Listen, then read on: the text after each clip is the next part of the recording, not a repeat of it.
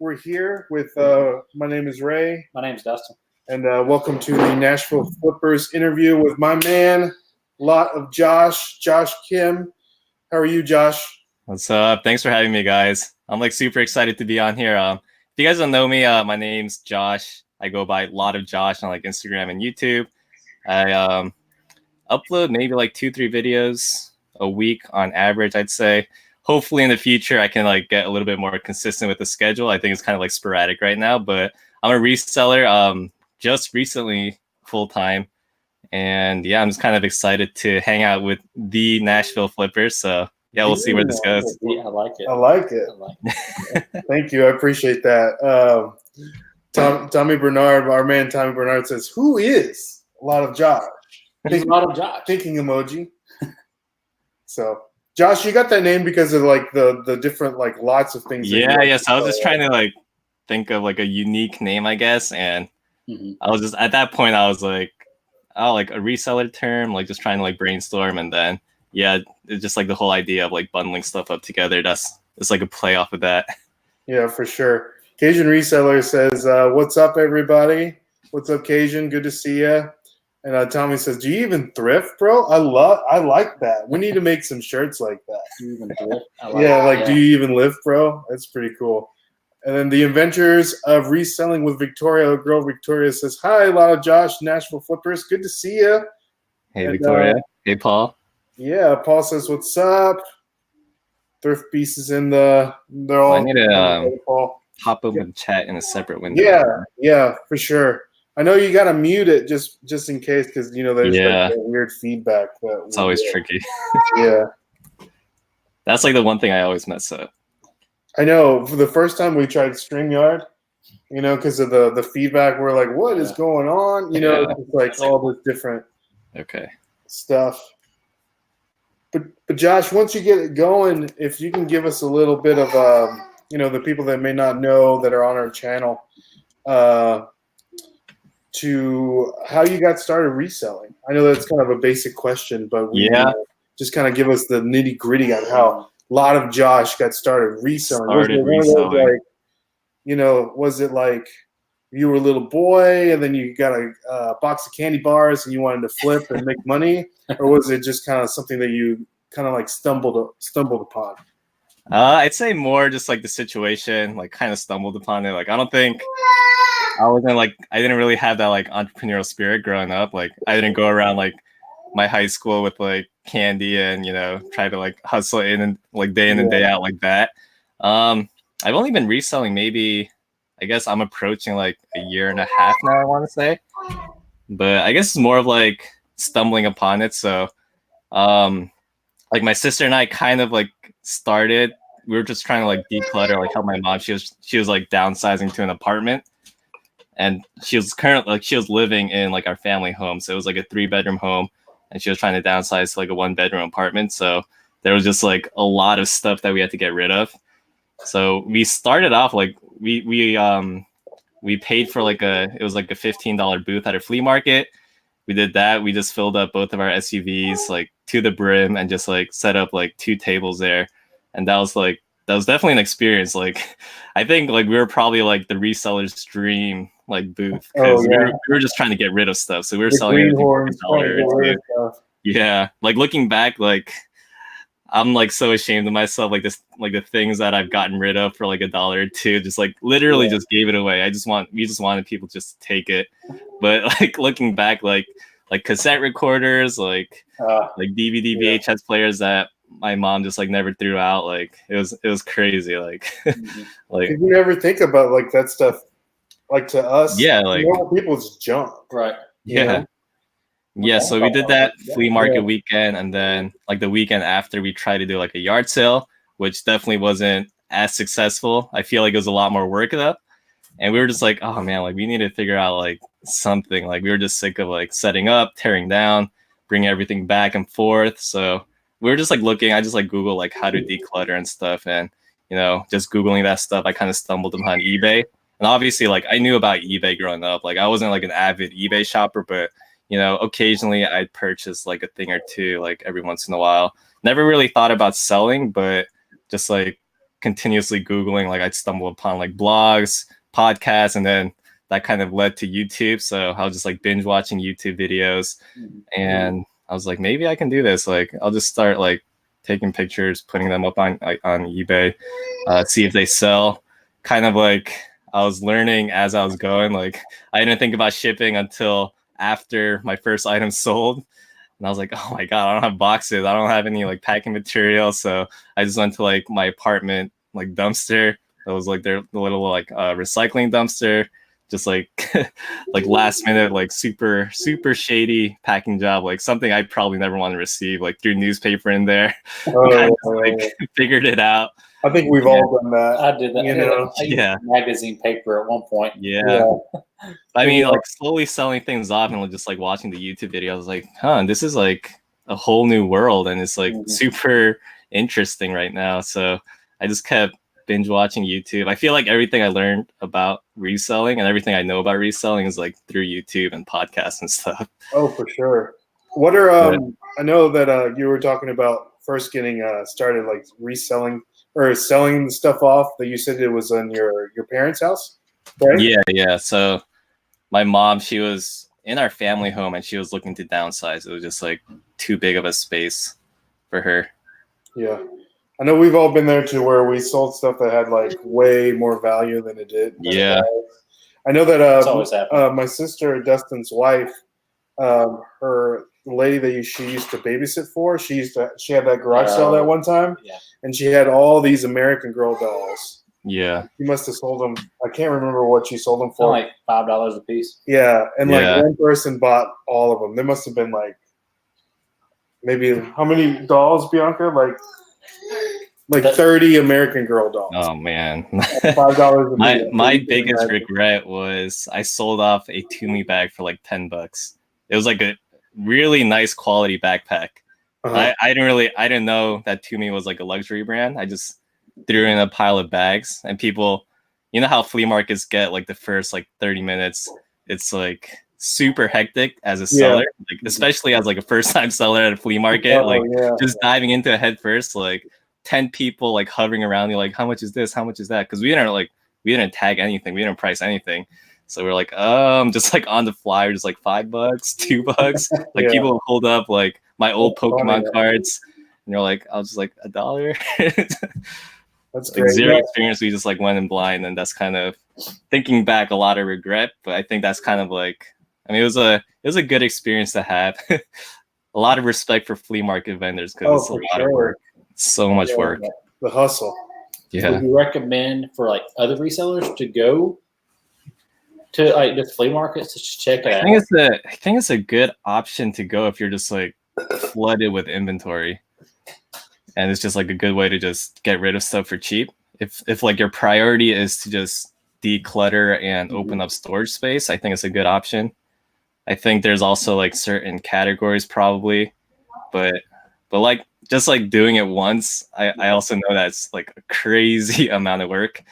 Like people like walking up to you, like you're not even set up, and they're just like taking stuff out of your boxes. Yeah, that's so we get there. Yeah, so people still set stuff up. So dealing with that and just like trying to get there early enough before it starts to have everything set up, and then trying to figure out like when do you stop, because it kind of dies out at like 10, 11. But it's technically open to like 3, 4, depending on the flea market. So you're like, do I just close down early, or do I just like gut it out, like sit in the heat and, you know, potentially make a little bit more money? Right. And I feel like there's a lot that goes into flea markets, and it's something I'd consider doing maybe like once or twice a year, but I don't know if I could do that like every weekend. Like it's crazy. It's a different kind of labor for sure. Yeah. Let's check in with the chat right quick. Some people are saying hi. If you guys aren't subscribed to Josh's channel, please subscribe. Our boy Thrift Beats has already dropped the link down there. And our boy Italian Flipper says cheers. And Caffeinated Christy says, hey y'all, good to see you, Caffeinated Christy. Paul Turner says, Josh, how's the transition to civilian life going? that's a good segue, Josh, to our next question is, you're, as people don't know that you recently left your military job as an officer to pursue reselling full time. Yeah. And how is that going? I'm loving it. I'm like enjoying the freedom. I'm like trying to grow out my hair a little bit. My wife was like talking to me this week. She was like, "You need to get a haircut." I was like, I don't know. I kind of want to ponytail or something. Like, right? I want it long enough so I can like put a little ponytail up here. There you go. I don't know how long my wife's gonna let me grow it out before she like says something, but we're gonna do I'm gonna push the limit. But yeah, so I think I've always been on the fence if I wanted to like make the military a career. Like I wasn't like leaning towards one direction or not really until maybe like a year ago. That's when I like really started thinking about it. And honestly, like the military, like it's done a lot for me. I mean, it's given me like financial stability, like a job right out of college, it paid for college. Like it's really done a lot for me. I've met amazing people through the military, but I think it's just like the work culture just wasn't right for me. Yeah, I think that's probably like the best way. Just like it just wasn't a good fit. I just felt like constantly burnt out. So I was kind of looking at options. I was looking at like grad school. I was working with like a few headhunter companies, trying to see like looking at jobs like outside of the military, like in the corporate world, like your typical 9 to 5, and nothing just like really like caught my attention. Like I didn't want to go to grad school and just like go through school just to go through school. I do have like the GI Bill to help pay for it, but I don't want to like just go through school and get another degree just to do it, So I was just kind of like reflecting on like at the end of the day, like I want to do something that makes me happy, something that's going to pay the bills, obviously, plus some. And honestly, like reselling is like I guess you could call it like a passion. I know that kind of sounds weird sometimes, but it's something I like. I just really enjoy doing, and like seeing other people making a living successfully on reselling and just like diversifying like their sources of income as an entrepreneur, like that was like super appealing to me. And I think coming from the military, I was ready to escape, I guess, like the whole like hierarchy of like rank and the whole like that kind of structure right there. So the whole idea of working for myself was like another big thing, I think. Yeah. And I think if like I didn't stumble upon like YouTube and I didn't see other people like being successful doing this full time, I'd probably be a bit more weary, just because I mean it's not a very like it's a minority like full-time resellers like in the scope of like society. I guess it's not something that people would think is a thing. I think a lot of people that I talk to are like shocked that people do this full time. Like you have to almost like educate them that it's like a thing. But like seeing other people doing it successfully, I was like, I feel like if I put work into this full time, like I can definitely do it, and it's something that I really enjoy. So I don't know. I'm like, what, like almost a month in now, I guess, 3 weeks, almost a month into full-time reselling. So I don't know. We'll see how this goes. Give myself like a year. And then honestly, like my mentality is like, if all else fails, like the jobs are always going to be there to apply for.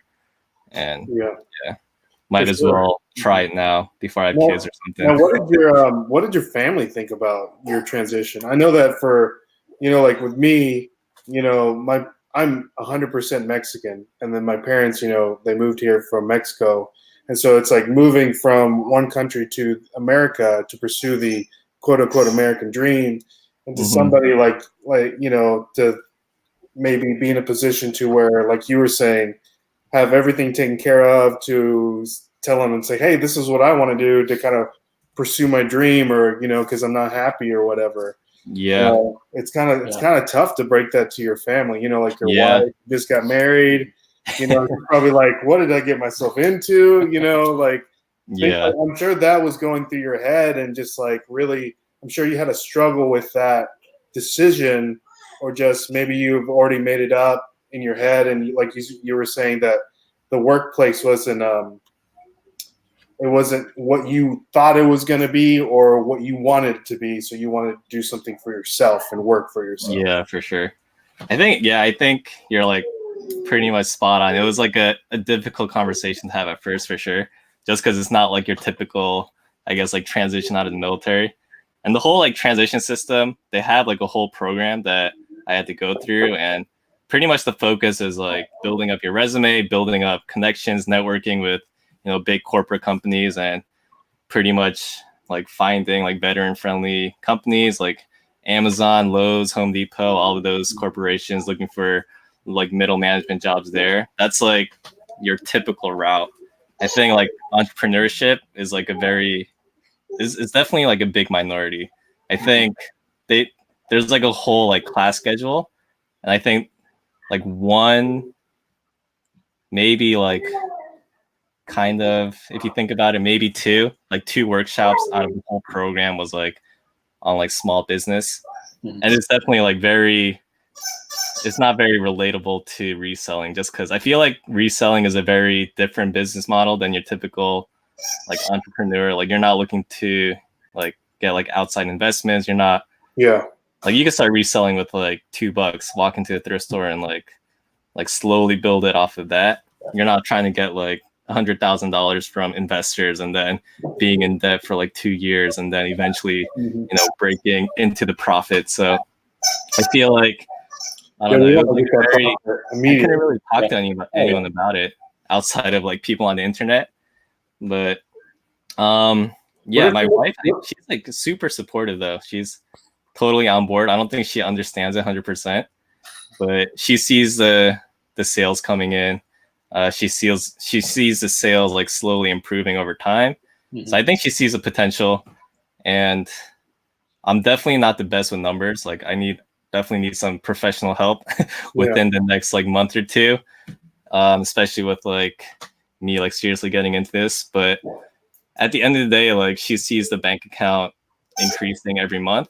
So that's like, she's like, okay, like there's money in this, like there's definitely potential here.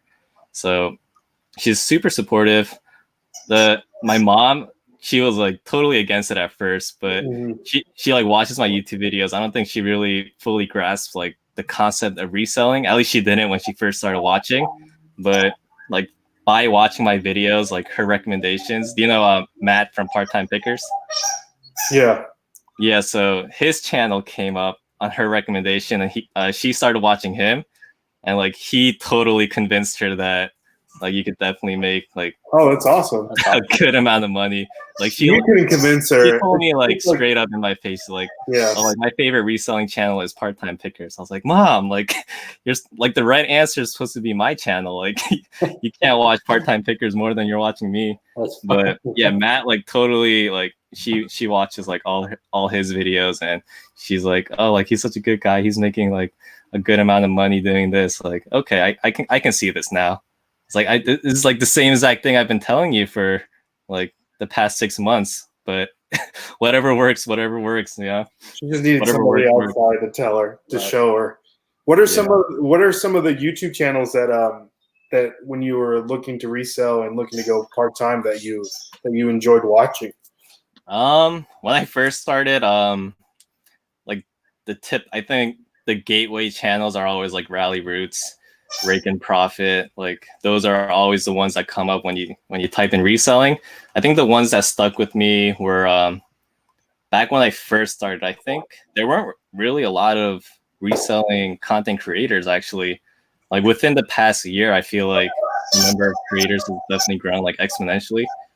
But when I first started, I was watching a lot of Garage Flips, Cincinnati Picker, Andy, the Parrot Head Picker. I think those three were probably like the three that I would watch like religiously almost. And then over time, like Justin from RVA Flips, he started a channel, and then he obviously blew up. Thrift Mine, Pam and Ryan blew up. So those are like a few that I can think of like top of my head. part-time pickers. I don't know. I feel like there's just too many to list right now, but those are just. You don't want to leave anybody out, right. you know. And yeah, there's a lot out there. It's hard to.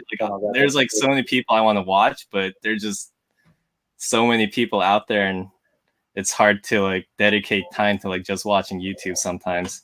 For sure. And we got a couple questions in the chat. Our buddy Bobby Stewart, our boy, he says, what are your favorite ways to source? Favorite ways, I'd say number one is definitely garage sales. Yep. I think the whole idea of just like driving around and like literally hunting for items to resell, I think that's just like, I don't know, there has to be like some like certain like mental trigger, and I'm like all about that. Like whatever endorphins get triggered gets me all happy whenever I find something that I know is gonna flip for like good money. Like that's like what I live for sure. Thrift stores, I like thrift stores. You kind of get the same feeling. I feel like the thrift stores around here are definitely a bit more pricey than down in Georgia, but that's just kind of like, I just have to live with that and kind of make it work. Outside of that, I do like estate sales, and then I try to do a lot of retail arbitrage, places like Ross, Burlington, TJ Maxx, Marshalls, like those kind of stores. I haven't really done any like Walmart clearance. I haven't had like any success with that. I've tried it. I've like sat there and scanned the clearance aisle, and I just like, I don't know what I'm doing there. So, but retail arbitrage at those kind of retail stores like Burlington, I do a lot of that. And then outside of that, I just kind of like, before I go to sleep, I kind of just scroll through like Craigslist, Facebook Marketplace, OfferUp, Letgo, like all those local apps. Yeah. Like that's like what I fall asleep to. I just kind of scroll through and see if I can like find anything close to me that I can flip. But I'd say that's like the main sources of, or main like places I source right now. For sure. Now Tommy says, Josh, have you ever thought about getting a part-time job at Burlington's or Ross? That's where my mind travels. You got like an employee discount or something, right? Yeah, that's a great. I wonder if they actually give discounts to the employees off of like they probably do red tag items and stuff. And you'll like really understand like the whole restock cycle, like the markdown cycle, the schedule. Like I don't know if there's like a rule. I know like some Goodwills and thrift stores, they have a rule where employees can't like get first dibs. They have to wait like a certain amount of time before they can buy something there. But honestly, I want to avoid working for anyone as long as possible. That's the goal right now. That's good. Now, Profit Monster says, Josh, you're so popular. Congrats on all your success. No. How do you feel when someone tells you that, like in the comments and stuff like that? You know what I mean? It's super humbling. Like when I first started YouTube, like I would just do like a screen share and just literally just click through all my sales and just do like what sold videos. And I kind of just started just to keep myself accountable, I guess, just to keep track of my progress. Like I just wanted to see like every month, like, are my sales increasing or not? And I don't know, like I attribute like a lot of the subs I have to outside help. Like I got so much help from other content creators. Like it's crazy and super humbling that they even like they didn't have to help me out. Like they would give me like shout outs in their videos, shout outs and like live chats, and people would just like slowly come over. So I don't know. It's been kind of crazy for sure. Yeah, for sure. I know. I think like my goal when I first started, I guess I've been on YouTube for like a little over a year now. I think my 1 year goal was like 1,000 subs. So it's kind of crazy. Yeah, that's awesome. You got that way before that. Yeah. Yeah. I know, Dustin and I, we love just, we started in March, and just the people that we've already met doing, the YouTube and then reselling, reselling. First we started our journey reselling, and then we decided to start a YouTube so we can show other people how kind of easy it is and how kind of to help other people that may struggle financially to, pay the bills or go out to dinner or buy something for their kid. But we've just loved the community of everyone coming together and just showing so much love. There's not a lot of people, hating on each other, and we just everyone's out to help each other. Sure. So there's just like not a lot of people to talk to in real life about reselling. Like that's like the greatest thing about like YouTube and Instagram, like just connecting with people that do this. And it's just crazy how I don't think I've met any two resellers that do reselling the same.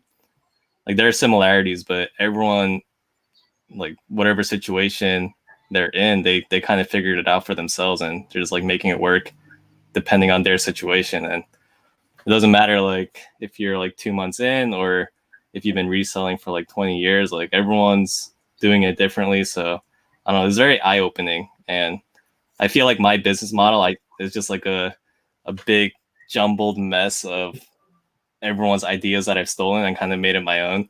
So that's like the coolest part, honestly. Yeah.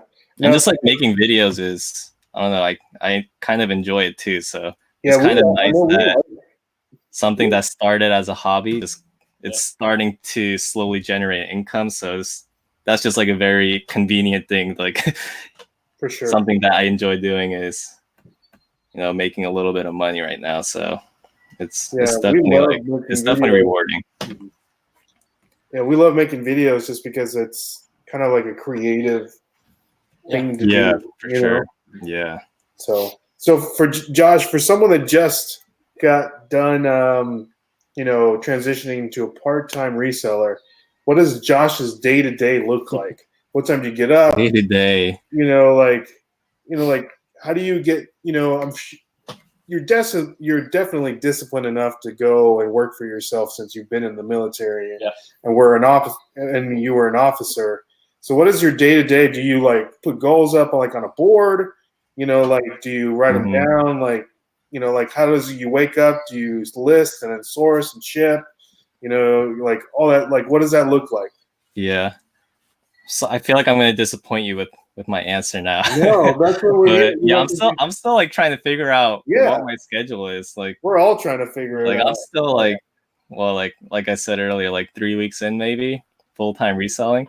So like every day, every week has looked differently. I'm still kind of trying to figure out like how I want to start the day. For the most part, I wake up at like 6:30, and that's like usually when my wife wakes up for her job. So I'm just kind of just trying to like, I just wake up to her getting ready. So that's kind of when I start the day. But I'm trying to figure out still like if I want to ship first or if I want to list like 5 items and then get into other things. I'm trying to figure out if I want to source every day, which I feel like just setting aside like 2, maybe 3 days a week just to source. I feel like that's kind of working better for me right now. But in terms of like discipline, I feel like everyone always says, like, "Oh, you're gonna be good. You're like so disciplined from the military." There's like a huge difference. Like, if I didn't show up for work in the military at like 5 a.m, like I'm gonna get fined. I'm gonna be tagged as AWOL. Like, there's like 5 levels above me that's like breathing down my neck constantly. So it's like a different kind of pressure. And then taking away all of those factors that the military has, like it feels very freeing, but it's like that pressure is not there. Like no one's breathing down my neck. Like I don't have like an Article 15, like, waiting for me if I don't do what I'm told. Like if I disobey like a lawful order. So it's definitely like a different kind of feeling.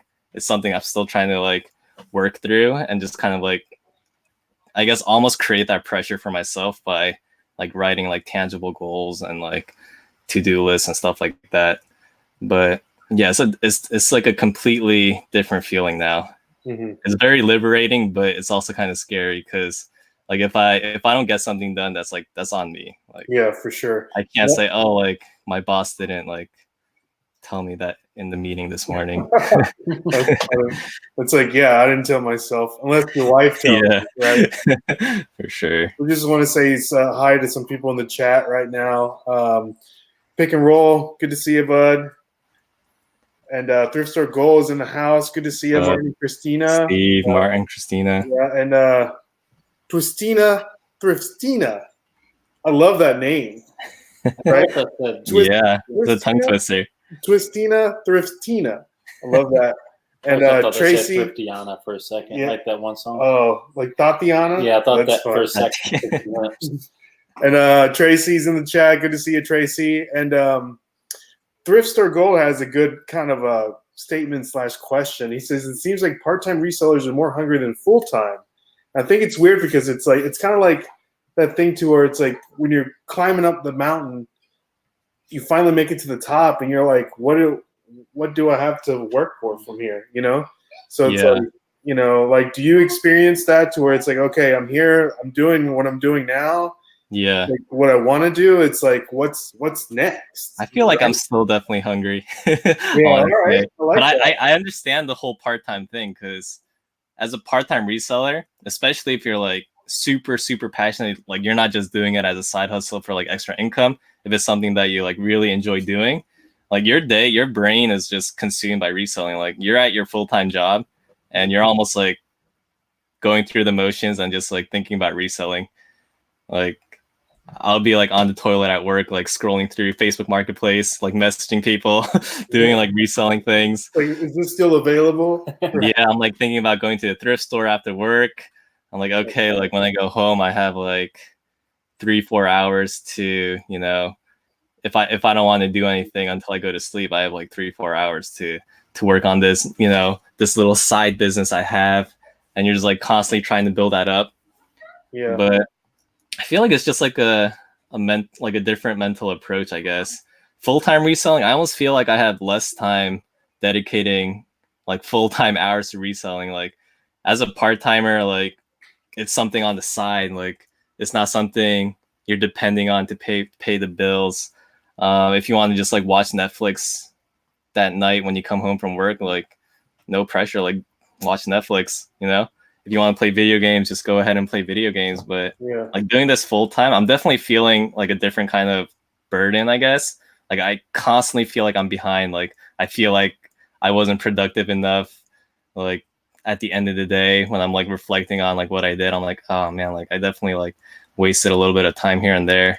So I guess that's like a different kind of pressure. Like in that sense, like the fact that I'm always feeling behind as a full-time reseller, that's like I guess that's like a different kind of hunger, I guess. Yeah. Daniel Martin, we forgot to say hi to Daniel Martin. He says, I'm still hungry. I'm always hungry. It's almost time for a midnight snack. Martin stays at beast mode all the time. So our girl Thriftina said, I was working part-time when I started reselling. I got promoted to full-time. Now I don't have time to do anything. LOL. That's kind of hard for us too, because you know, like, man, for me, September, I slacked so hard just because it was my wife's birthday, my birthday, my nephew's birthday, and then our anniversary is actually tomorrow. Yeah. Like I haven't dedicated as much time as I need to do it. You know. Yeah. Even a little. I'm like part-time. You know, in the month of September.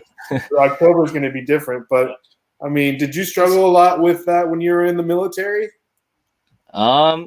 Yeah, I think so a little bit, but I guess like this past year, my wife and I were doing long distance. So when I got home from work, I was by myself. Like my wife moved to Jersey a year before me, just to kind of like settle down. She found a job, so she moved here early. So I was like, okay, I'll just like finish out my contract and join you at the end. So like I had like so much time when I was by myself. Like I was like, I wasn't hanging out with anyone. I was like, okay, I'm just going to work on my own thing after work. But I was going to say something. I completely blanked. Yeah, you blanked out. I like Tommy Barnard's. He's saying hi to Thrift Store Gold. He's calling him Martina. Martina. I kind of like that. I think that needs to stick. Yeah. It's like a Benifer kind of thing. Yeah, it flows off the tongue nicely. Yeah, Martina. I like that. But Dustin, we were looking at your Instagram a little earlier, Josh, and Dustin was really jealous of those Harry Potter books that you found today. Oh yeah. I felt like today was a good day of sales. Yeah, I've been trying to find the set. Like like every time we go out on Saturday morning, like for your personal day, you know, for personal reasons or just personal reasons. That's one regret I do have. I think I'm rid of those. Almost at one full set. I think I need to find like 2 or 3 more books. Okay. But I'm just like, whenever I see those, I just grab them, and then when I have a complete set, I'll throw that up online. Right. Yeah, for sure. Cajun Reseller says, How will you change your sourcing when garage sales stop? It's a great question. Yeah. I think definitely right now for us too. It's still hot right now. Yeah, it's hot right now, but I would say like 80% of our inventory in the month of just the summertime has been all from garage sales. Yeah. I definitely have like a backlog of inventory waiting for me for the winter. Mm-hmm. But I mean, right now, I don't know when garage sale season ends in Jersey. I feel like every weekend there's been a good amount of sales for now. I mean, it's gonna get super cold come like October, November, so I'm guessing then. But I already have like a few community sales in October that I'm planning on going to that are like already getting promoted on like Facebook right now. So I don't know. I feel like till November I'll be good. But once garage sale season's end, I mean, I'll have like the backlog of inventory, and then I'm just gonna be paying up at thrift stores and finding flips there. And I think estate sales are all year round around here in Jersey, and there's like a lot of estate sale companies around here. So I've been to a few. I've been prioritizing garage sales over estate sales, but I see them all the time. And I just remember from when I was here in Jersey, like estate sales, I think they're pretty plentiful like all year round. So I don't know, something on that to figure out just because I don't really know the area. I guess I was used to Georgia, like yard sales, garage sales all year long. So it'll be a learning experience for me. Garage sales or anything? Like we went to one today that was inside a church. Is there anything like that? Oh, those are the best. Yeah. 100% the best. Tracy's got a really important question that she needs to ask Josh.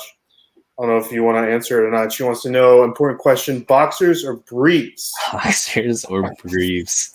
Our girl Tracy. I'm more of a Speedo guy. You're more of a Speedo guy? You're more of the mankini, Justin? I'm picturing it right now, so. I like to do boxer briefs myself. Ooh, you threw them together, boxer briefs? Boxer briefs, that's right. Now, we were part of our interviews, Josh, is that we like to do a deep dive on people's Instagrams. So we show like a picture, and then from that picture we can explain. You can explain a little bit of what you have on there. So I'm gonna switch to screen share, and hopefully I don't use my personal Instagram anymore. So. Oh yeah, it's just your Instagram. So hopefully, I don't really know what to expect right now. So. Okay. Let me know if you can see that, Josh, whenever it pops up. You there? Yeah. Are you trying to share your screen right now? Yeah. Is it not working? Yeah. Still on you guys. Okay. Hold on. What about now? I still see you. I don't know if the chat sees something different. Yeah. I don't see the screen share. Oh, bummer. Oh, I know what I'm doing. Clicking the wrong button. How about that? How about now? Oh, okay. This was a Facebook Marketplace find. So I'm still like fantastic. This is ridiculous. Yeah. I paid $125 for all of that, by the way. All of that? Oh. Yeah. And it filled up my SUV like to the brim. Oh, was it 160? I guess it was 160. That was like a long time ago though. But yeah, that was kind of like, I guess like one of my crazier bulk purchases, like when I was like first getting started. I think this was like, what does it say, 47 weeks ago? So I guess almost a year ago. Yeah. But I'm stuck with a lot of that from that purchase, like all the duds. But there are pretty few good things in there, like those two like huge figures in the back, the Darth Vader and the Stormtrooper. Yeah, those both sold for like 90 plus with the buyer paying shipping. Ooh. And packing those up were like, it was an experience, I guess, to say the least. They're about the size of a toddler, right? Yeah. Yeah. So those two like figures paid for the lot, and then I had like a little. They were all like little masks, I guess. Like you on the bottom right, you see that like the Darth Vader, the box. Right here? Oh, okay. And the one above that, those were like helmets. Oh. So you could wear that on, and then they had like a little I guess like a little switch. So it was like a voice changer helmet thing. So those both sold for about $50 with the buyer paying shipping. And then everything else was just like complete garbage, honestly. Really? Like things sold off, but they were all like $15, $20 plus shipping. And then I'm convinced that what I'm stuck with, I sold off maybe like 65% of like the inventory, but I'm stuck with like a storage tote of stuff, and I'm convinced those things are never going to sell. I think the ones I'm stuck with are more like new era Star Wars stuff. Yeah. So I might just throw them up locally and just like sell them for like 20, 30 bucks or something. Or flea market. Yeah. But I definitely made money off of just like those big sales, but I'm just like, I'm stuck with the junk now. Yeah, Tracy says, "Have you considering allotting the dues?" Yeah, I've been considering it for months, but I just never got around to pulling that storage tote out and posting it. Yeah, that's great. Maybe that'll be something I can do in the winter when garage sales die down. I run out of inventory. Now, Josh, from a man that's been in the military and now is going full time, what does a lot of Josh like to do for fun? Like when you're not going out and sourcing, like besides sourcing, because we all think that's a blast. Yeah. It's like, what do you like to do? Do you like to go to movies? Do you like to play video games? Do you like to hang out with your wife? Like what are some of these things? Yeah. Nowadays, it's been kind of rough to dedicate time to, I guess, like hobbies. But when I do have time, I feel I haven't played a video game in like a year, but like college and like the 4 or 5 years after college, like I was like super into gaming, like PC gaming. Okay. I play a little bit of guitar, just like very basics. Like I know like chords. I know like the essential chords to play like that, like half the songs. I think you only need to know like 4 or 5 chords to play half the songs in the world. So I'll play that occasionally. You mentioned basketball. Okay. I played basketball in high school, and like I would always play pickup games all the time.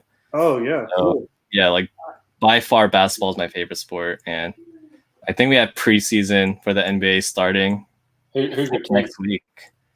But I'm like super hyped about the NBA season starting within like the next month. So I'll probably spend some time watching games and stuff. For sure. Who's your favorite team? I've always been a Nets fan growing up, and they just picked up Kyrie Irving and Kevin Durant. So Kevin Durant's injured, but everyone's pretty hyped up around here. Kawhi Leonard finally brought peace to the league, or equality to the league is what they want to say. Oh, that's funny. I think this year it's like there are no favorites for the championship for the first time in like 10 years. Like no one knows how the playoffs are going to turn out. It's going to be awesome for the NBA. I'm going to pay more attention to it just because it's not just 2 teams, 3 teams. It's going to be almost everyone. Yeah. What position did you play in high school? In your basketball? I played a 2 guard and then like backup point guard. Yeah. Now, do you have a favorite sneaker that you like to wear when you were playing basketball? Not really. I guess I wore the Hyper Dunks like when I played. I guess like I don't want to say competitively. I guess high school. Yeah, I played high school, and that's those are I just never bought new shoes like whenever I played pickup. But I just wore those like the Hyper Dunks. I think the 2015 Hyper Dunks are probably the ones I always try to look for. Those are just like the shoes I'm comfortable with. No, I know I think I had those. Does your knowledge in basketball help you when you're outsourcing? No, not really. Not at all. Probably video games too, right? When you're yeah. I was mostly like a PC gamer though. So. Oh, okay. What was your favorite game to play? Like World of Warcraft? I had a phase where I was like super addicted to Diablo. Oh man, I was there too. Which I guess in a sense is kind of like reselling. You're constantly hunting for gold, and there's like a huge like trade economy in that game, and that's like a huge part of the game. like slowly building up your character by like trading up, I guess, like finding items and then trading up. So I guess that prepared me for this reselling business. Was it Diablo 1 or Diablo 2? I played Diablo 2. 2? Okay. Yeah, that was... Yeah. I sold Diablo 3? Remember that book I sold? Oh, yeah. It was cool. We found it. It was like a... Yeah, there's a huge following. Yeah. For Diablo 2. Diablo 3 came out, but I think it was like a big disappointment to a lot of like OG Diablo fans.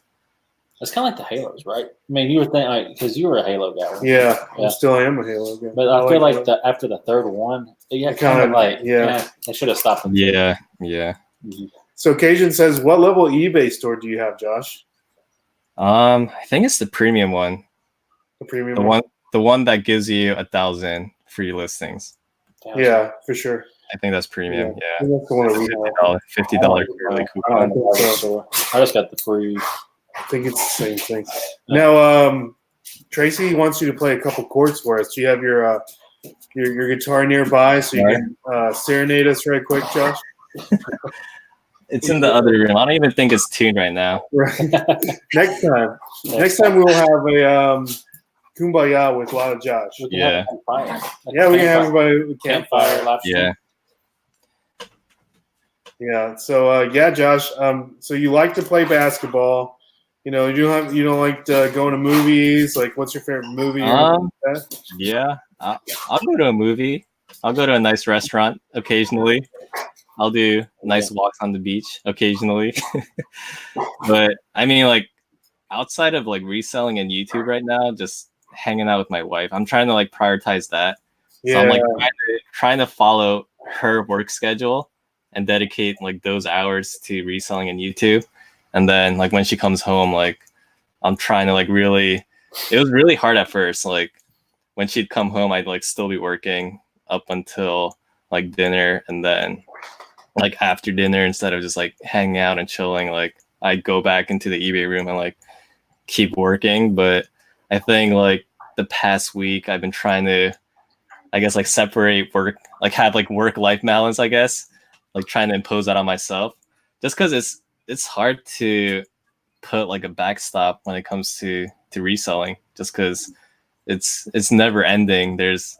I mean, you can set goals for yourself, but like as long as you're mentally able, I guess, and you're still there, like able to focus, like you're just always like, I can still do more if I want to. Yeah. So just like forcing myself to stop when she comes home and like help her make dinner. Don't like put all the housework on her. So I've been trying to do that a bit more these days. Yeah. I know with me, I get into that too, to where I want to be doing something all the time, because I feel like if I'm not doing it, I'm kind of like falling behind. So I have to prioritize. Sure. Yeah, I totally feel you on that. Yeah, I have to prioritize that time with my wife, and so I just have to make sure. Like I have sounds so stupid too, but I have I work a 9 to 5, and I do accounting for a company.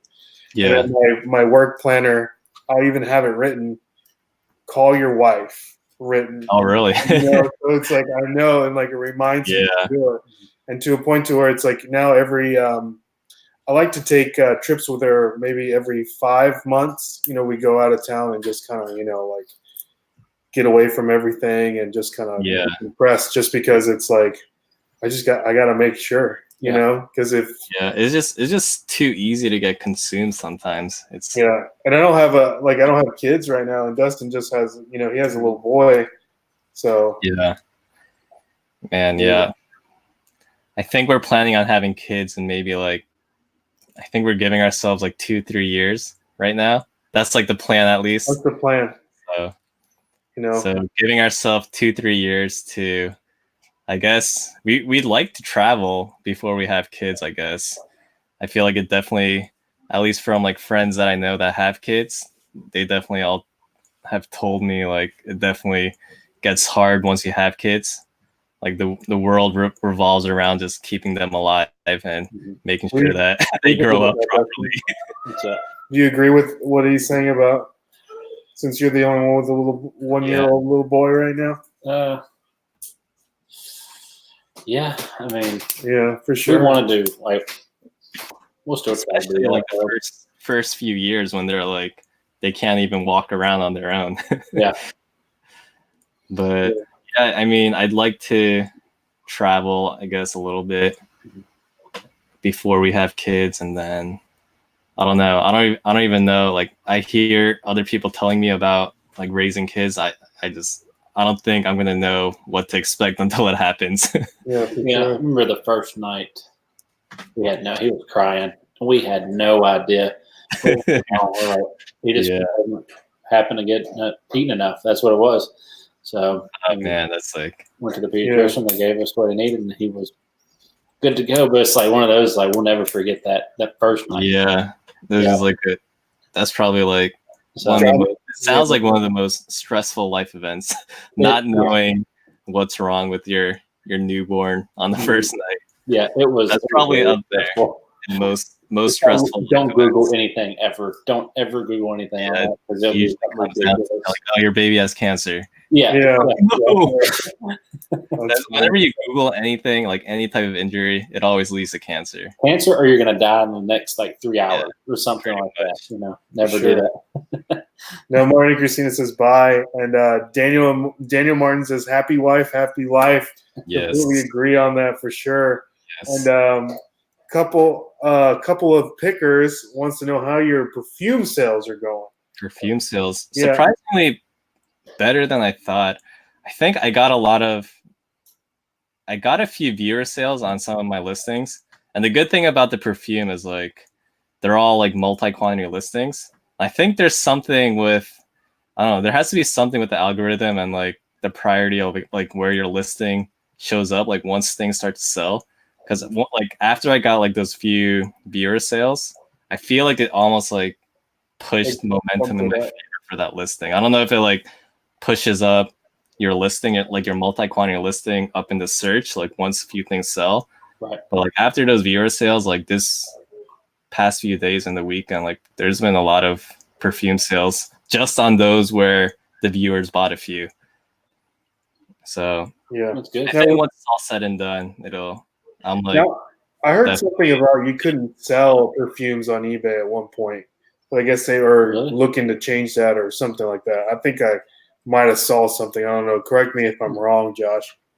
I was looking into it. I think the problem was a lot of people were sending them like priority mail, and you're not supposed to send perfume like any method where an airplane is involved, and you're not supposed to use for perfume just because it's flammable. It has like alcohol, like a certain percentage of alcohol content. So you have to use like USPS ground or USPS parcel ground, whatever it's called. So I'm sure a lot of people don't know that. Yeah. Yeah, that is good to know. Now, Tracy says, who cooks? Who cooks? You were talking about. My wife actually enjoys cooking, so I'm like super lucky in that regard. But we use the crock pot a lot, so that makes our life like super easy. Like we try to dedicate Sunday to meal prepping, and we'll just throw like literally random stuff in the slow cooker. I feel like the slow cooker is like a magic hat or something. Like you don't need any recipes, you just throw stuff in there, and like 10 hours later it tastes good. So we try to dedicate Sunday to like meal prepping and then just heat stuff up. But I don't know, there are days where we run out of food. Like we eat like 2 meals, like 2 portion meals instead of 1. So we like run out like halfway through the week. Like when we're putting it together, we're like, okay, like calorie wise, like this is healthy. But like during the week, we're like, okay, we're just gonna heat up another one. That's funny. Yeah, so it's like she usually like comes up with the recipes, and then she'll just like hand me a cucumber, and like she's like, okay, chop this up. So I'll just like do what she tells me to do. What's your favorite thing to make with her? Favorite thing to make? She's like really good at cooking Korean food. So I don't really know the names of most of the things, but like I can't get enough of Korean food. Heck yeah. I like that. Now I think Tracy's like a aren't you like a personal chef too, Tracy? I know you said you had some clients that you cook for. Oh really? I had no idea about that. Let us know, Tracy, in the comments. We would like to. Send some food this way. Yeah, send us some food this way. I don't know what you have to do to get. Yeah, pay for like an overnight delivery. Maybe she can start like sending food out to all the resellers. So we're like, we don't have to worry about cooking. That's a great idea. Yeah, that could definitely be a thing. Like when you're out there sourcing. Like today, I was trying to finish everything by lunch, but I ended up staying out till like 1:30ish, and I was like starving. Like there's definitely like a niche for like reselling meal prep or something. I ended up buying an empanada at a garage sale, like for like $3 for like a small thing because I was so hungry. I rolled up to that like last sale. I was like, oh my god, there's food here. We had a kid. We were going to a garage sale today, and we had a kid. He was walking down the sidewalk with a cooler. He was like dragging a cooler, and he had a sign that said lemonade, but he was holding it like he was like picketing. Like he was walking like back and forth with this sign with the cooler like dragging from the back. Just like walking like a quarter of a mile down and a quarter of a mile, back and forth. We had to buy it. We had to buy it just because we were thirsty. But yeah, we need to come up, Tracy. You need to come up with like a reseller like Cliff Bar. Yes, like that so energy like all the nutrients that we need to continue to source. Because we get hungry like around 10. I think around 10:30 our time. We're like kind of hungry. Yeah, for sure. And it's hot still. It's like we're sweating, walking to these balconies and stuff like that. Yeah, for sure. Yeah, I need to do what Dan does more often. I always leave the house so unprepared for the day. I know. We need to get better. We don't think about that because we wake up. The alarm goes off, and it's like, oh, time to go. Get the coffee and water, and we're out the door. I'm like really good at finding sales and like planning my route, but outside of that, like sustaining my body and health, like I'll throw that all out the window. Yeah, we kind of do, in our head, because everything around us is kind of close. It's very close. Yeah. Because we live in like a suburb of Nashville, like Clarksville, but not as far up north. Yeah. So it's like it's close. Mm-hmm. Yeah. So Daniel Martin says he always keeps he's good, man. He says he's got nuts.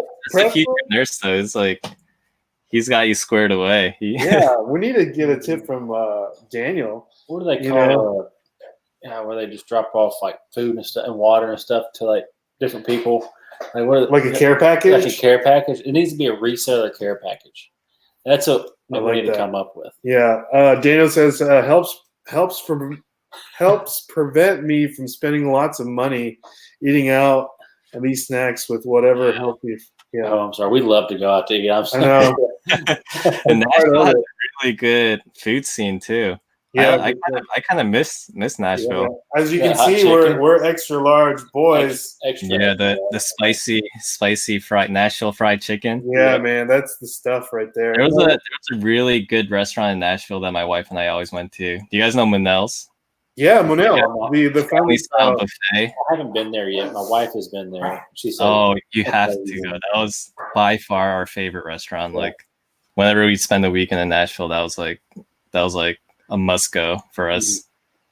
It was kind of awkward at first because it is family style. So I think it's like 14 people to a table, and you're just sitting with random people. But it's kind of cool too. You just meet the most random people. Right. And food literally never stops coming. It's crazy. Like every Southern comfort food that you can think of, they're just going to bring out. We need to go all together like as a family on a Sunday or something. Yeah, it's amazing. That by far my favorite restaurant in Nashville. What's your favorite food to eat, Josh? Favorite food, man. I feel like my favorite food is like fast food, like dirty fast food. Like a Wendy's burger, like that'll get me every time. Like anything that you consider like a midnight snack type of food, like Taco Bell, like all the fast foods. Like I don't eat it very often, but when I do, that's like I don't know what they put. They definitely put like some kind of chemical in there that just like triggers your happiness genes or whatever. But you had that new chalupa yet from Taco Bell? That new one's fantastic. It's like that cheesy on the outside. Oh no, I don't know about that. They got one down here. It's pretty good. Yeah, it's pretty good. I know that my wife and I were watching TV the other day, and they had a commercial for the new crystals, like 6 crystals for like or $10. No, 10 crystals for like $6. Yeah. And I'm like, I didn't know what crystals was until I moved to the South. We have White Castle around here. Yeah. That's the only thing. But I guess that's like pretty much the same thing. Yeah. It is. We had a White Castle as well here, but they get getting cut down. Yeah. Okay. That's one place I never really go to. Yeah. Is crystals. Yeah. I was asking her, we need to go to Crystals. She's like, are you drunk? I'm like, no. He's like, just crazy, like, crazy burgers. You only go there when you're intoxicated. Taco Bell and Crystals. Yeah. One thing I will miss from the South is Zaxby's. That was that's God's gift to Earth. We don't have any of that. We don't have a Zaxby's in the Northeast, I think. Cajun Reseller says, get you some Hattie B's. Hattie B's is where it's at. Yes. Did you ever? I don't know what a Hattie B's is. Hattie B's. It's the largest Nashville hot chicken chain here. Oh, okay, yeah. It's like the one where like all the tourists and stuff go to. Yeah. Which one's your favorite one? Pepper Fire. Pepper Fire is your favorite one? Okay. Pepper Fire. Do you happen to go there when you were here, Josh? Yeah, I forgot which one I went to though. I only had it once, the spicy fried chicken. Yeah, really good. Now, Daniel Martin, I know that you like. So, did you say you like the really greasy, bad fast food? Yeah, that's the go-to. That's like my guilty pleasure for sure. For sure. Now, Daniel Martin had a question up at the top that we kind of pertains to our one of our questions here, if I can find it. But he says, "What is your long-term goal with reselling, future warehouse, multiple storage units, employees?" I think in terms of storage space, I think within the next month or two. I feel like within the next month, I'm gonna start looking into like getting a storage unit, just like getting all of this out here. I feel like I've maxed out this space. I was trying to keep it contained in here, but like today I couldn't close the door. That's bad. To close the door. Like it's kind of getting ridiculous in here. So I think like I have 3 shelving units, like really big metal racks here. If I could get these out of the room, it's gonna free up a lot of space because I'm kind of at the point where even like my photo station, I have to move stuff around, and it's just eating up time doing that. So I think I'm gonna start looking into getting external storage and adding that expense to the business. In terms of like employees, I'm trying to keep it a solo operation like for as long as possible. I think at most maybe like a VA or an employer or 2, but that'd be like 5 years down the line. I think I'm trying to keep it solo for as long as possible. I kind of enjoy doing everything right now. Like I forgot where I heard. I think it was like during one of the entrepreneur workshops, like the transition workshops I was talking about. He said like as an entrepreneur, you have to, especially when you're starting out, you have to like you're like the CEO, so you have to think like a CEO and work like an employee. So I kind of like that whole thing, like thinking big picture, like having those like 5+ goals, 5+ year goals down the line, trying to think long term and then doing like the day-to-day activities. I don't know. I'm okay with like doing everything by myself right now. So as long as I can sustain that and as long as it's not feeling like an overwhelming burden or anything, I'm going to definitely try to keep it solo. Now you said external storage units. Like, are you thinking like an outside, like where they're actual storage, or are you thinking like buying something to put in your backyard, kind of like a Lonnie situation? Oh yeah, that'd be sweet, but real estate is like so hard to come by like that. So it'll definitely be like a storage, like a 10 by 10 storage unit. That's kind of like what I'm looking into right now. Yeah. No, you have those close by, or to where you don't have to. There's one in the town over, which would be like a 5-10 minute drive depending on traffic. So it'd be, I think it's super close. Yeah. There's a few around here that I'm looking at, and I was looking into it. They said sometimes these places have like promos. So I'm kind of like waiting around for a promo to pop up and jumping on that. Yeah. Good call. No, like Tracy was saying like half off or something weird like that. For sure. Well, Tracy was saying, speaking of storage units, have you considered buying any more storage units for auction or from auction? See, that's like another reason why I want to get more storage space, because I'm like, I can't make like any more like huge purchases right now because I'm kind of maxed out in this room. So hopefully like within the next month, I'll get a storage unit, like a 10 by 10, move, kind of clear out this space here, maybe have like one shelving unit for like inventory that needs to get listed. And then I don't know. Yeah, I just need to figure out this storage situation because it's kind of getting crazy right now. You'll get it. You just need to sell. You just need to sell more stuff, right? Yeah. More space means more inventory means more money, right? How did you get into buying storage units? Like I've always wondered that, like how people, like who do you need to talk to? Like all that, because you see that. There's a few websites out there. And I'm following like a Facebook page for one of the storage or like the auctioneer websites. So finding their Facebook pages, they'll post like which like storage units they're going to and to like auction off. I know there's like a few websites too, like Auction Zip, that post like whenever they're doing like a storage auction at whatever facility. But I don't know. Storage units, I don't know if I can do that consistently because kind of like the flea markets, it's a lot of work depending on the storage unit you buy. Like a once in a blue moon thing to go. Yeah, for sure. It's a good way to get a crazy amount of inventory at once. Right. But put that out one time. Yeah, for sure. Yeah. It's a lot of work, like physical labor work. Mm-hmm. Yeah, for sure. Now, how did you get started wanting to do YouTube? YouTube, it was kind of just like a random thought one day, honestly. Like when I first started watching YouTube videos, I would binge watch a lot of like what sold videos. Yeah. So people just doing a screen share and just talking through what their sales were. And I feel like that's like those kind of videos I gain like probably the most value out of. I think especially starting out, like I was learning the most from those what sold videos. So I don't know. I was just like looking at my sales one day and maybe like 2-3 months into reselling, I was trying to figure out like a good way to like keep track of my progress, I guess. So I was doing like an Excel spreadsheet. And then on top of that, I was like, maybe I can make like a what sold video on YouTube.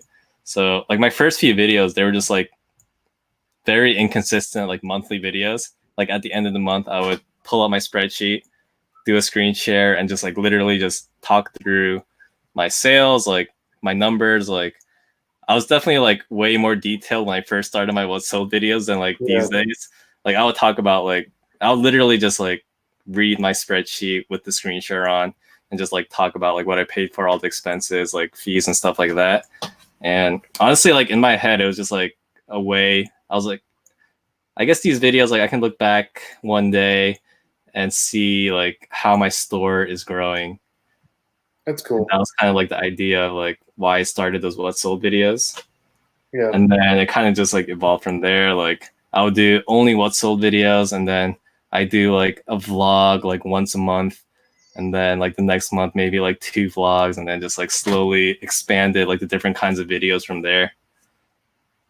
That's cool. I know that we recently did a what sold video for the month of August, and initially like I was like, should we do one of these? Just because it's like everyone does one, but it had a lot of traction and a lot of people liked it, and I feel like those videos, like you were saying, bring the best value to a person that's to get into. Especially if someone's like just getting into reselling, or they're just like a few months in, and they're like at that stage where they're like hungry to learn and hungry to like figure out what to pick up. I think that's like the target audience that like really enjoys the what sold videos.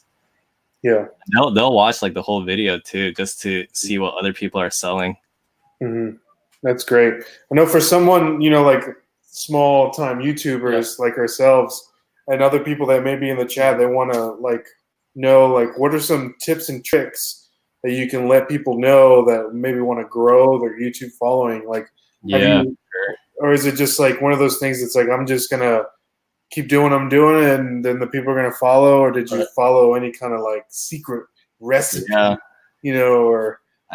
I did do like a lot of research at first on like how to optimize your YouTube channel. And I'm definitely like not the best. Like my like channel art is basically Harry Tornado's channel art tailored for me. Like he created like my banner, he did my intro, my end screen and stuff like that. So I definitely got a lot of help along the way.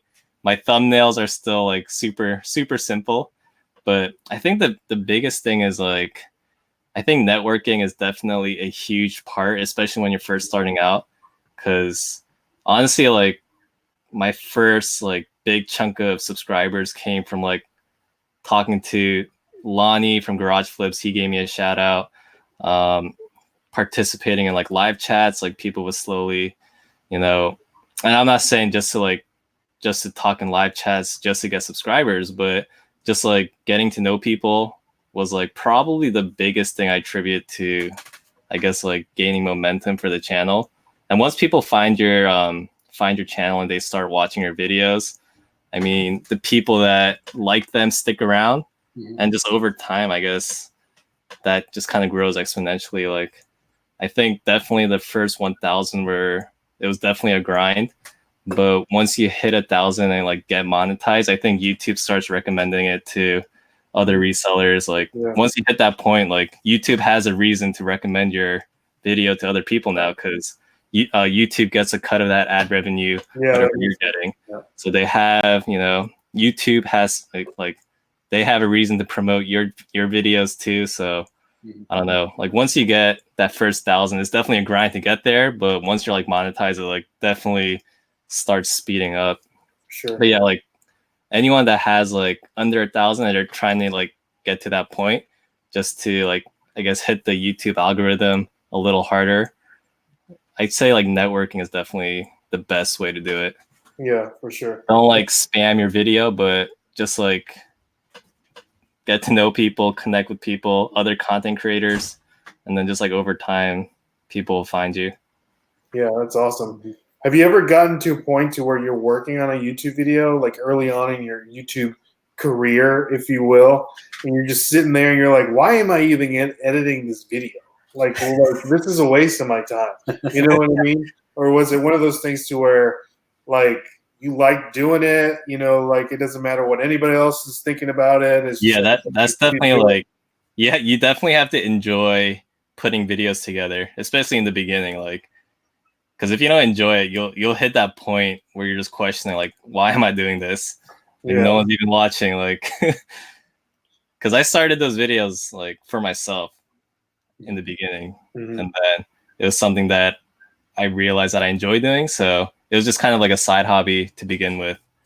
Like if you're just doing it to make money, you're gonna be like super disappointed, because even once you get monetized, it's like, if you're just looking at like ad revenue, it's, especially like in the beginning, it's definitely like not worth the time. It's like below minimum wage. Yeah. So it definitely takes like a lot of time to like start making like, I guess, like a decent amount of like ad revenue and income that like mentally like any normal person would say like it's worth it. So if you don't enjoy like making videos and like editing videos and just like uploading stuff, whatever kind of content that you do, like there's like no way to like push through that. For sure. And we're coming to a little bit towards the end. So if anybody has any like really good questions in the chat that you want to ask Josh, please put them down in the comments in the chat. Yeah, so we can ask. So we'll get those questions asked. But Paul Turner says, which kind of leads us to our next question. He says, Josh, since you're going full time, what is the average daily sales goal that you want to be at? Like I don't know. Like 200 to 250 is like my daily like gross sales goal. And right now it definitely like fluctuates a lot. Like there are days I'll go like way over that. There are days I'll have like a $50-$60 day. So I want it to be a bit more consistent, I guess. But I think with that being said, like once I hit that milestone, like I'll just continually set those like short-term goals. For sure. Now we have a question here that we want to ask you, that what are some of your goals that you want to achieve, not just in your business, but in your life, Josh? Like what my life? Wow, that's a deep question. Yeah, man, like that you're striving for. I know that. Where do I see myself in 10 years? And yeah, it's like, just kind of trying to get to know the lot of Josh a little more. Like what are some of the things that you want to strive for? Like if it's physical fitness, if it's like making sure that you're financially stable, making sure that your wife's okay, making sure that your mind's all right, like all that good stuff, not just from your business goals, but for your personal goals. Because we have to remember that, we like doing this as a hobby, but we have to remember that we always want to continue to grow as a person. Yeah, right.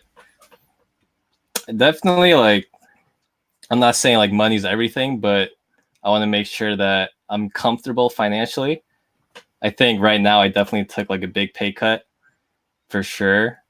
I guess technically I'm still part-time. I get my last paycheck on Monday, I think, because my contract goes till October 1st. So I'm going to get my final paycheck from the military. And then after that, it's just like reselling and YouTube. So I think I want to get it to the point where I'm able to be comfortable financially. So pay the bills, have money to, go out occasionally, and also add to like investments and savings. So, I mean, that'll definitely take like, hopefully I'm giving myself like a year, but like realistically, it'll take time to build it up to that point, right? Where I'm not just like, I guess like a burden to the household almost. But yeah, so like financial stability for sure. I definitely want to grow to the point where I guess like the 5-year goal would be like an employer or two, just to help with like pictures and shipping, the things that sometimes get tedious. That's like the things that don't get me like super excited, like sourcing. So eventually get a little bit of help like that. In terms of like space, I think maybe if I could get like an office space eventually, that'd be super cool. Like have like a dedicated space where there's like an office room and then like almost like a warehouse. I guess like a warehouse with an office space. That'd be super cool. And I was talking to my wife about it. I think if I could get it to the point where she could quit her job and we could both, I guess, just like work for ourselves, that'd be like the ultimate goal. I don't know.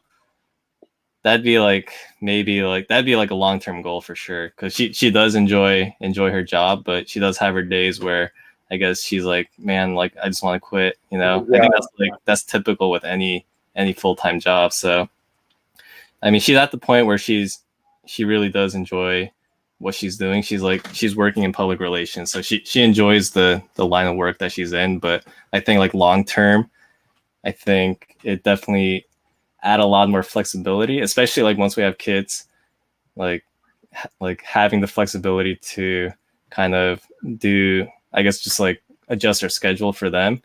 That'd be another super cool thing for us too. And Tracy says, lots of babies in the future? Question mark, question mark, question mark. An entire squad of Joshes. Yeah. Hey, you already play a 2-guard, right? Yeah. So they can be the center, exactly, point guard, and you have a whole basketball team. I'm definitely gonna like raise my kids and try to impose that on them. Like they are gonna be basketball players. They don't have a say.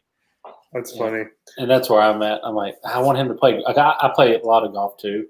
Yeah. And I'm like, I want him to play golf, but I don't want to push him. Like if he likes it, he likes it. It's yeah. Ultimately, do what they want. Exactly. Yeah, Cajun Retailer has a question. He says, are you strictly eBay or do you sell on other platforms? Primarily eBay. I do have a Poshmark closet. I don't put as much time as I should be in terms of like sharing and stuff, but I'll cross list all my clothing, shoes, accessories, and stuff like that over to Poshmark. I'll get like a few sales weekly. It's not like a daily. I don't get like daily Poshmark sales just because I get lazy in terms of sharing and stuff like that. I know we don't know much about Poshmark, but the whole like sharing your closet and stuff, seems like a lot of work, but you know, it is. people, Yeah, they sell a lot of great stuff on there. Yeah, and the more listings you get up at Poshmark, that's just more work in terms of sharing. Yeah, so it's not like it gets any better. But I kind of do enjoy Poshmark. I've been picking up a lot of clothing these days, just because it's one of those things that is just, it doesn't get me like super excited, but it's just one of those things that are available right now. So I've been cross listing a lot to Poshmark, but primarily on eBay. yeah. I don't do any Amazon. That's like one of those things where I keep saying I'm going to get into one of these days, but it's just trying to learn a new platform, especially going from like eBay to Amazon or Amazon to eBay. Like they're like completely two different beasts. Yeah, Like, I know. We had Eat Sleep Amazon, Tiffany from Eat Sleep Amazon on our interview last week, and man, it's just like a whole different animal. It really is. Point to where it's like, man, you really got like someone needs to write a book for dummies on how to. That's probably already out. Yeah, for sure. Yeah, and I know like 100% if I tried to learn Amazon right now, like my eBay business just is gonna tank. At least for the first few months while I'm trying to learn Amazon and get to the point where I'm like comfortable with the process and everything. That'll probably be the next, once you have your squad of Joshes and your wife, and you are working full time on eBay. And you have your employees that can help you with eBay. Then maybe from there you can learn how to do Amazon. Yeah. I think I will get to it eventually. Like once I'm comfortable with where my eBay business is at, I guess like it gets to the point where it can only grow so much, I guess, with the time I have. I think that'll be like the point where I try to expand to things like Amazon. But for now, I'm just kind of sticking with eBay and then Poshmark. For sure. All right, Josh. Well, we have a last question of the night. I appreciate you hanging on, and I appreciate everybody staying in the chat. Thank you so much for staying with us. So do you have any kind of encouragement or tips that you can give anybody that wants to get started into eBay or YouTube or reselling, or just like any kind of encouragement that you can give anybody? Yeah, for sure.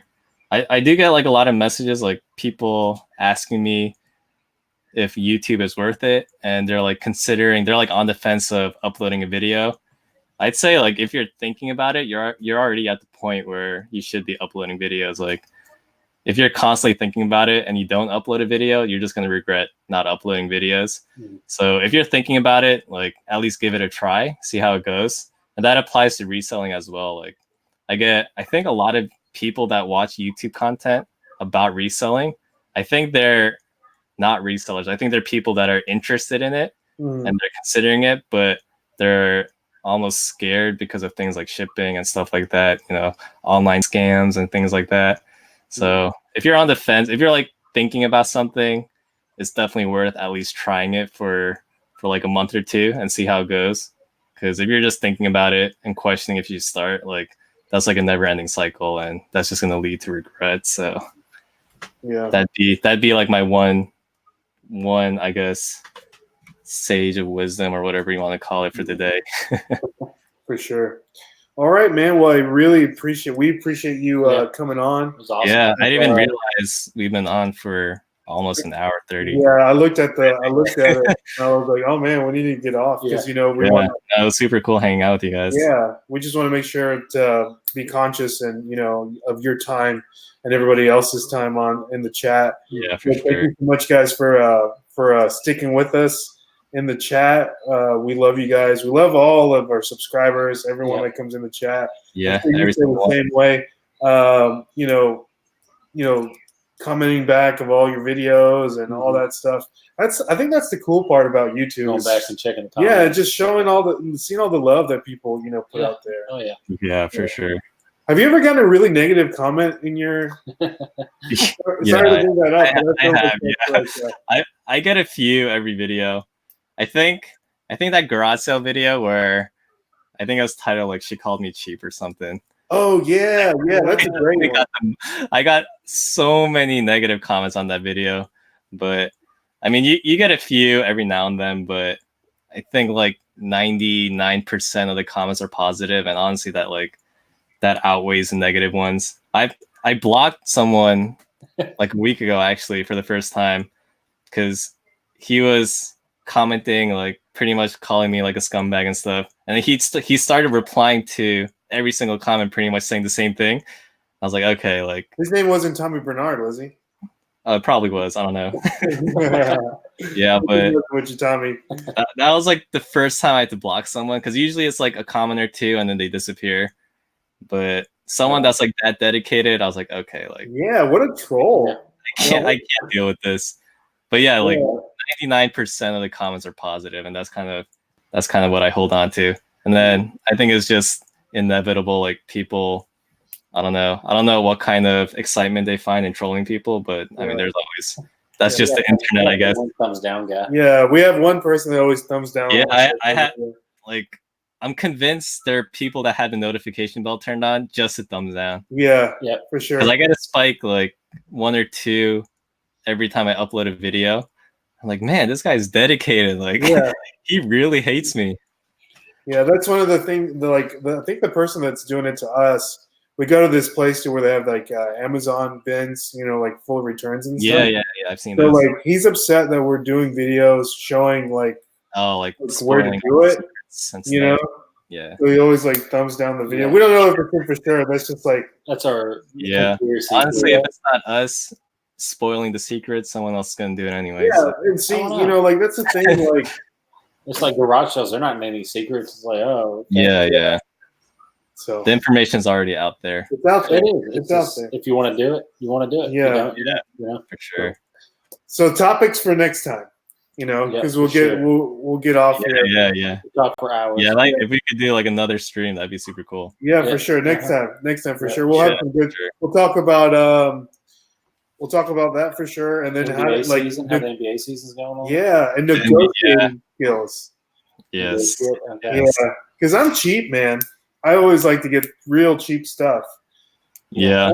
I love that video of the lady saying that you're cheap because I was like, hey, if he doesn't ask, then he'll never know. That's right. And I feel like I pay up a lot too, so. Yeah. So what's up, LA Thrifter Hunter? Good to see you. First time in our chat here. So good to see you, brother. Out in California, I believe. So yeah, guys, thank you so much for sticking with us. Sorry we rambled on a little more. So I thank you, Josh, so much. We appreciate you. And thanks for having me. Yeah. So my name is Ray. My name is Dustin. And his name is Josh. And we'll catch you guys on the flip side. Yeah. Thanks, everyone. See ya.